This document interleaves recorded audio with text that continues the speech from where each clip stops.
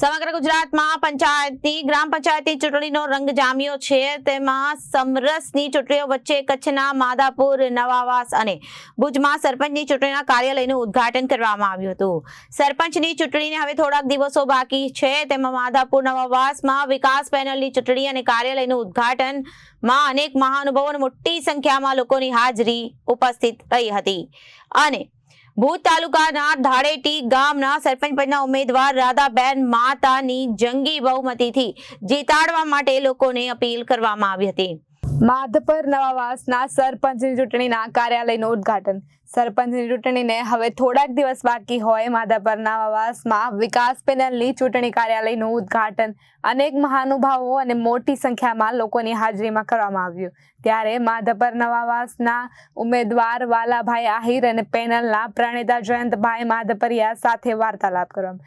ભુજ તાલુકાના ધાણેટી ગામના સરપંચ પદના ઉમેદવાર રાધાબેન માતાને જંગી બહુમતીથી જીતાડવા માટે લોકોને અપીલ કરવામાં આવી છે. ત્યારે અગાઉના સરપંચે કરેલા વિકાસને આગળ ધપાવવા માટે ધાણેટીના લોકો ઉત્સાહિત છે.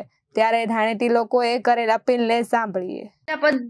આ વખતે આવ્યું છે મહિલાનું, ત્યારે એમ કહેવા માંગીશ કે મહિલાને કઈ પ્રોબ્લેમ હોય તો એને જેન્ટ્સ પાસે જઈને કહેવું હોય તો થોડીક તકલીફ પડે, પણ મહિલા પાસે જઈને સરળતાથી કહી શકે.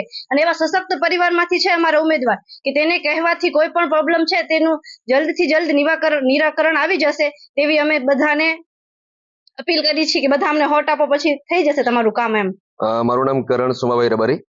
રબર વિસ્તારમાં અમે બધા યુવાનો ઉભા છીએ, રબર વિસ્તારમાંથી છીએ.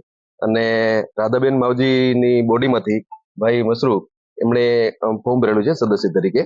અને માવજીભાઈની જે કામગીરી છે, રાધાબેનની ભવિષ્યની જે કામગીરી છે એના ભાગરૂપે એમની ઘણી બધી યોજનાઓ છે પ્રજાને ખૂબ જ ઉપયોગી થઈ રહે. ગ્રામ પંચાયતની અંદર પણ 2 સદસ્યો એવા એક એમને નિમણૂક કરવાના કે ગામનું આવનારા સમયે ગામનું કોઈ પણ કાર્ય હોય એ ગામને કોઈ પણ તકલીફ ન પડે અને કાર્યોમાં થોડીક ઇઝિબિલિટી આવે. લાગણીમાં તો એવું છે કે ગામના વડીલોની, ગામના યુવાઓની, માતાઓ બહેનોની મારા ઉપર બહુ બધાની ઈચ્છા હતી કે તું ઉમેદવારી નોંધાવ અને તું 5 વર્ષ ગામની સુકાન સંભાળ, ગામને લાયક છો.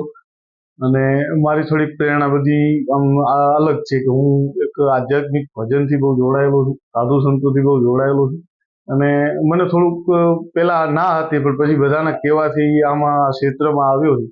તો હવે એ ભાવનાથી ઉતર્યો છું કે ધાણેટી ગામનો જે 10 વર્ષ વાઘજીભાઈએ ખૂબ વિકાસ કર્યો છે.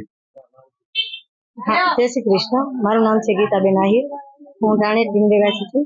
અને આજે મારા માવજીભાઈ મતલબ રાધાબેન આહિર જે સરપંચ પદના ઉમેદવાર છે એને અમે ખૂબ સપોર્ટ કરવા માંગીએ છીએ અને ગામનો પણ સપોર્ટ છે. અને જે ગામના 10 વર્ષથી વિકાસના કામો થયા છે અને હાલ જોવા જઈએ તો આ 3 વર્ષથી જે ઘણા બધા કામો આવા અટકી ગયા છે અમારા ગામના, એ પણ અમે પૂરું કરવા માંગીએ છીએ. સાહેબ, ઘણા સમયથી છેલ્લા 2.5 વર્ષથી જે ગ્રામ પંચાયતમાં વહીવટદાર શાસન હતો, લોકો પણ એક ઉત્કૃષ્ટ હતા એક ચૂંટણી આવે, કારણ કે લોકો ઘણા સમયથી ચૂંટણી જોઈ નથી. છેલ્લે આપણે ગ્રામ પંચાયત બિનહરીફ થઈ હતી એટલે 2012 પછી લોકોએ ચૂંટણી નથી જોઈ. એટલે 12.5 વર્ષ પછી માધાપરમાં જયારે ચૂંટણી આવી છે ત્યારે ખૂબ ઉત્સાહ છે, આપ સૌ જોઈ શકો છો.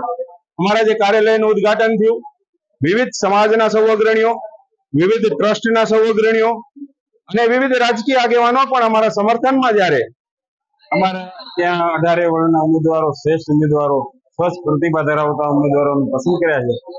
અને અમારા સરપંચના ઉમેદવાર વાલજીભાઈ કાંજી આહિર 3 વખતથી પંચાયતમાં સભ્ય છે અને બધી જ જ્ઞાતિ સાથે સમરસતાથી રહે છે, એના વતની છે, એટલા માટે મેં એની પસંદગી કરી છે.